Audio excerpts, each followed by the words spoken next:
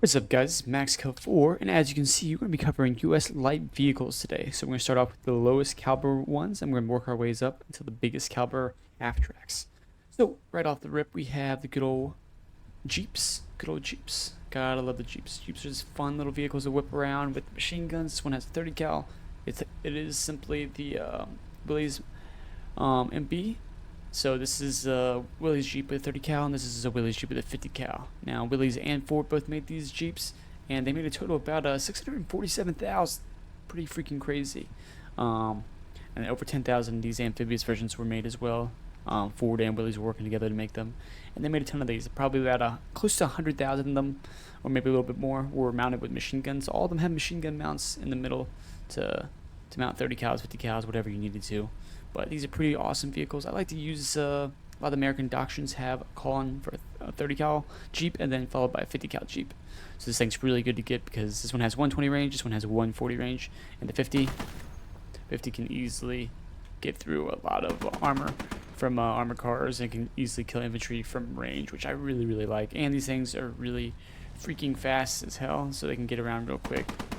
No problem. And 50 cal is going to let you dominate versus all other light vehicles that you might encounter. Nice for towing light vehicles as well. Oh shit. I didn't tell them all to move, but it looks like they're doing it. So, moving on from those guys. Those guys were made pretty early in the war, so there are quite a few of these bad boys, 600,000 of them. Moving on, next we have the WC-52. So this is one was made by Dodge, actually. So, being y'all are big Dodge fans, this is a bigger truck, as you can see, used for towing heavier vehicles. And this one has a 50 cal surprise as well. No real armor on this one either. This one is I don't really ever see a point getting this one. It can tow a little bit heavier equipment, but other than that, there's no real reason to get this one.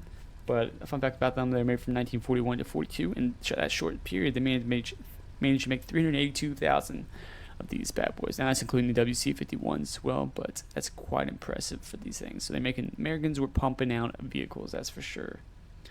Next, what we have is good old GMC CCKW 352. So these are gunmetal carriers. They have 50 cals, as you can see.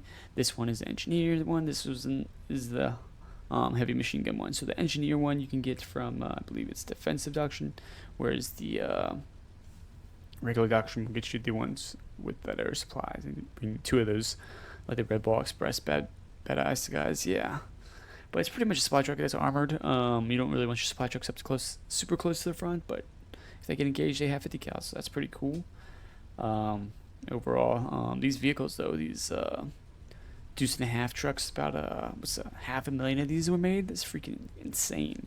And they actually send several thousand of these over to the Soviets. I think like 6,000 went to the Soviets. Pretty impressive little vehicles. They got a 50 cal, 140 range, just like these guys. Still pretty cool, but overall, I wouldn't really go after these unless you really like them. Next, we have the M5 high-speed tractor. Okay, so the cool thing about this thing, it was made from 1943 to 1945. It was used to tow heavy howitzers like the 155 millimeters, and this thing is lives up to its name. It does get pretty quick. Later war ones ended up having the 50 cal like this for local defense and for defense against aircraft. 50 cal could be very effective versus aircraft like the Stuka or low-flying aircraft in general. I do kind of like this thing for towing my artillery, but that's pretty much it. Now, this thing does share a lot of components with the M3 Stuart light tank, which made it super easy to maintain. So, nice little ingenuity by the Americans. But yeah, once again, about 5,000 of these bad boys being made. So that is the first line complete. Moving on to the M3 Scout Car. So there's a variant of this that also comes with a command, has like a radio and whatnot, and has a binocular, so that's pretty cool. 50 cal range of 140, and this one 30 cal is 120, so it's got 30 cal in the back as well. So these things were kind of mass produced. About 21,000 of these bad boys were made from 1939 to 1944. So these were being made before the war even kicked off for the Americans. Now, these were lend-leased quite a bit. So 7,000 of these went to the UK, 3,000 of these went to the Soviets, and even 100 of these made it over to China to fight the Japanese. Pretty cool.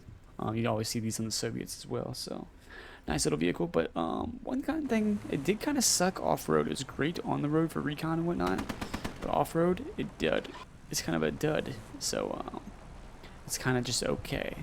But it has got a little bit of armor, as you can see. This one's actually got a little bit of armor, 12.7, and a slightly sloped armor that can help it out a little bit, especially versus high heavy machine guns. But there's no armor for the guy up here. Overall, not a terrible vehicle, and it's good for harassment. If you want to get it to harass your enemies during PvP matches, I wouldn't say this is such a bad idea, but just remember it's not super great off-road. Now we're going to move into the half tracks. First we have the M2, then the M3 and M3A1. The M2 half track is, these guys were made concurrently. It wasn't like they made this one and then upgraded this one. These guys were being made at the same time, which is kind of crazy. So, so the M2 half track was made from 1940 to 1943, and 13,500 of these bad boys were made. Now you can see the armor is just about the same, 12.7. Actually, it might be, yeah, 12.7. And then the front's got about 6.4, so it's not super really heavily armored, but it's got a little bit of armor to protect the crew, as you can see. This thing can only carry up to like 10 guys, so kind of cramped.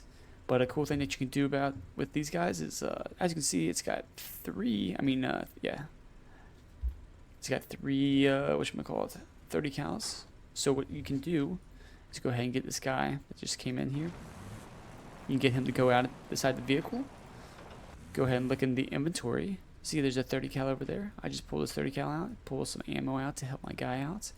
And then, let's say this rifleman, now, if he wasn't a rifleman, he wasn't a tank man. He just got a 30 cal machine gun. So this is what I like to do for these guys.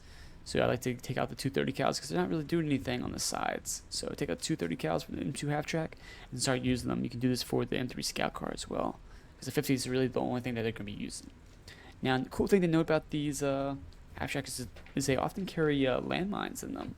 So if you go up to these, just like I did it earlier, you can look in these and you'll see they'll have landmines, 14 landmines. This one has a bazooka. So check out, if you see the red icons, it means that they have a bazooka in them, so that's pretty cool. Most of them won't have bazookas, but most of them will actually have landmines. So check those out, especially in multiplayer when you call in half tracks with your infantry. So yeah, 13,500 of these bad boys were made from 1940 to 1943. A lot of them were used for variants that we'll see upcoming.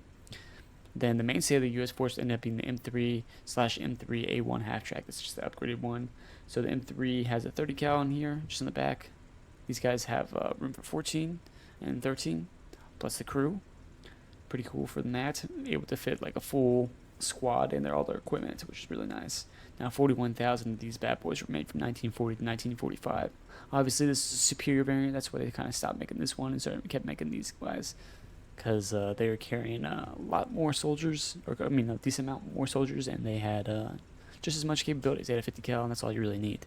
Armor's still 12.7, so nothing too crazy to change. But these are the mainstay of the U.S. forces. These come in with 50 cals. They have infantry loaded in them, and half tracks are always going to be good to use. One thing I will say about compared to the German one, doesn't have as great armor. It does have a little bit of slope, but it's not going to help you out as much as the German one would. So that's kind of unfortunate, but there's a lot of these guys made. So make sure you guys are using those landmines out of those, because it's going to be very, very effective. A lot of people forget about them. Don't forget about them. M20. M20. So this thing is just a Greyhound, you guys' favorite Greyhound, without a turret. Okay? So it's got, doesn't have super heavy armor. It's got 16 and then 12 up here, and then moving to 6 at the top. So the M20, cool thing about this is this one was made from 1943 to 1944.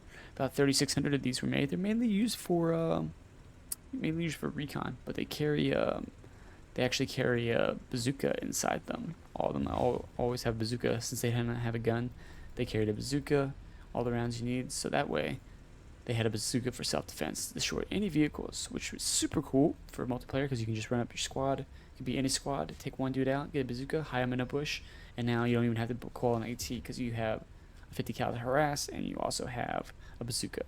Awesome vehicle to use in multiplayer. But generally it was used for command, and 3,600 of them produce, has a 140 range with all the other 50 cals. So very, very cool vehicle. Next one is one of the other American vehicles. I went over both of these, my American guide, that PvP guide that you guys can see. But in the multiple gun carrier is M13. This is the first kind of anti-aircraft variant that was made. Now about a little over 1,000 of these were made, and they were used in 1942. Started being used in 1942. Big presence in Anzio in 1943 when they invaded on Italy. So this thing has 140 range, but it has 250 cals. Makes it great versus infantry. very great versus infantry. Makes it pretty good versus aircraft as well, but not great. So this thing is pretty good, but it's not the end-all be-all. I would recommend it in multiplayer just because it can shred infantry and you can get it pretty cheap. One of these two vehicles for the Americans makes super, super great vehicles. Now moving on to its older and more evolved brother, in multiple gun carrier M16. This just has 4 of them, but it does so much better because it has double the firepower. This thing was a beast, and this is what the U.S. ended up going with for their anti-aircraft, mobile anti-aircraft, because it was so freaking good. 450 cals did so much more work than 2. Also, the feeding for ammo in this one, and how fast the turret actually moved was a lot quicker. So there's a lot of improvements that aren't necessarily visible, but it was really good. So this one, about 2,800 were produced, and some of those were actually these I just were given the newer turret. But it was nicknamed the Meat Chopper because it was super effective at killing infantry. They were using Korea as well, so super effective guns. I really like it, and it shreds infantry. This one you can get from All Round Doctrine. So All Round Doctrine, you can call this one in. This isn't something you can normally just buy, so it's a DP call in. Make sure you're using that all round during the late war. So moving on, now we have the 37mm GMC M6. So this is the same truck as we saw up here. This is that Dodge truck that we saw, but this one's got a 37mm on it. Okay, so this is one of the early U.S. attempts at making a tank destroyer. Didn't work out super great because, you know, it was a 37mm in 1942/1943, and it didn't work great versus German tanks. The upgraded Panzer IVs and like Tigers that were starting to come out didn't do great versus them. But this thing has 170 range with 56mm of penetration, and it has high explosive that has 160 range. Now this is made from 1942, 1945. Don't know the exact numbers, but probably just a few hundred of these were made. And then you can use this in a regular mid-war. It can actually be pretty effective because it's pretty highly mobile. You can get around, and especially for urban combat, actually. I really like using it for urban combat because you can get around very quickly with this thing. Makes for a very nice mobile anti-tank. During open maps, I don't really like to use it, but urban can make it very, very effective. Now, moving on to everyone's favorite, the M8 Greyhound. M8 Greyhound, this is just like the M20 that we just saw, but it's got the turret now. So it's got a little bit heavier armor, 25 armor on the turret. Now this thing's got this main gun, 37mm with a 30 cal coax, and you get another guy up top, but then you get the 50 cal. Which, when you guys put in another guy up top, when we put a guy up top for these 50 cals, it can help if you put elite infantry, it has better accuracy, and he'll have more health and take longer to get killed. So put elite infantry up there if you can spare them. But same thing as this one back here, or the one I just made drive away, has 56mm of penetration at its max range of 170. So just keep that in mind. It also has HE on this, just like its brethren, with a range of 160. Then has a 30 cal and a 50 cal. Great thing for killing infantry. Greyhound is pretty good, but honestly I prefer just to see the Chaffee, just because Chaffee can do the Greyhound's job a lot better. But if you like the Greyhound, go ahead and use it because it's freaking iconic.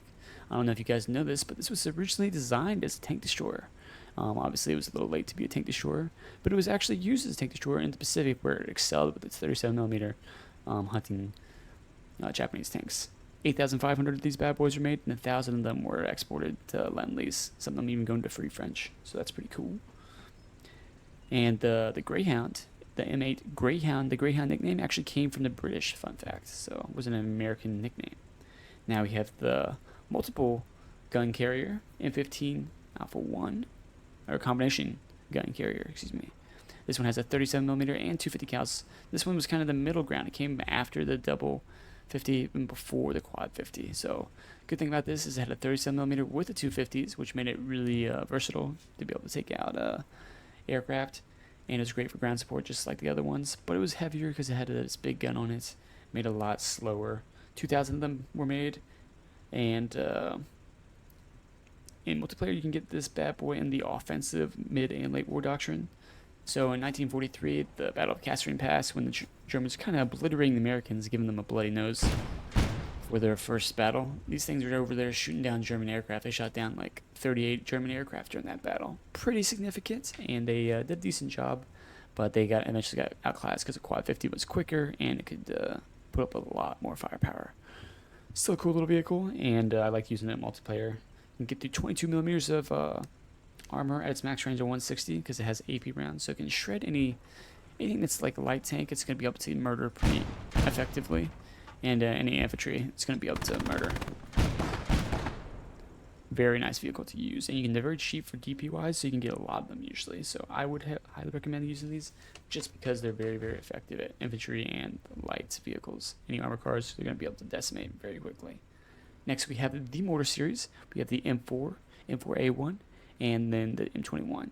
So both of these two were kind of not liked very much, especially this one. They normally took out the actual mortar to use it because, as you can see, it's a mortar just kind of put down on the platform.